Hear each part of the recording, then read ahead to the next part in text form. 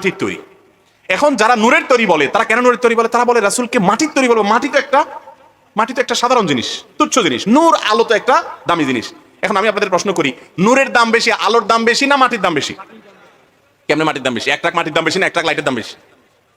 এবার এক ট্রাক লাইটের দাম বেশি না এক ট্রাক মাটির দাম বেশি? তো আপনারা যে বললেন আমার মাটির দাম বেশি, কিভাবে বললেন ভাই? এটা তো দুনিয়ার দাম। আল্লাহ তাআলা যদি বলেন যে আমি এক মুঠো মাটিকে এমন দাম দিলাম, এমন সম্মান দিলাম, দুনিয়ার সব চন্দ্র সূর্যকে সে সম্মান দিলাম না, আল্লাহ সে ক্ষমতা আছে না নাই? চন্দ্র সূর্যকে কে আল্লাহ তাআলা ফেরেশতাদেরকে দিয়ে সিজদা করাইছেন? কিন্তু আদম আলাইহিস সালামকে সিজদা করাইছেন। উনি কিসের তৈরি? মাটিকে আল্লাহ যদি সম্মান দেয় তাহলে তার মর্যাদা হবে। লাইটকে যদি আল্লাহ সম্মান না দেয়, আলোকে যদি সম্মান না দেয়, তার মর্যাদা হবে না। আল্লাহ যাকে সম্মান দেয় তার মর্যাদা হবে। ফেরেশতাকে যারা সিজদা করেছেন, সম্মান করেছেন, তারা ফেরেশতারা কিসের তৈরি? নূরের তৈরি। তাহলে আমার নবীজিকে যদি আপনি নূরের তৈরি বলেন, উনি ফেরেশতাদের দলে যাবেন। ফেরেশতাদের দলে গেলে সিজদা দেওয়া পার্টি হবেন না নেওয়া পার্টি হবেন? আদম আলাইহিস সালাম সিজদা পাইছেন না দিছেন?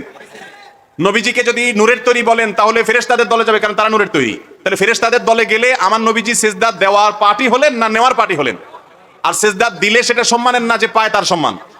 তাহলে নবীজিকে নূরের তৈরি বলছেন আপনি সম্মান দেওয়ার জন্য, আসলে তাতে তো সম্মান হইতেছে না। তারপরে এই সমস্ত আলাপ আলোচনা যদি আমাদের কোনো ভাই বোনের কষ্টের কারণ হয়, তারা নবী সাল্লাল্লাহু আলাইহি ওয়াসাল্লামকে মহব্বত করে এটা করে, এই ভুল ভাবেও মহব্বত করে সেটার প্রতি শ্রদ্ধা রেখে ঝগড়াঝাটি না করা, গন্ডগোল ফাসাদ না করা আমাদের উচিত। আল্লাহ তাআলা আমাদের সবাইকে বুঝার তৌফিক দান করুন।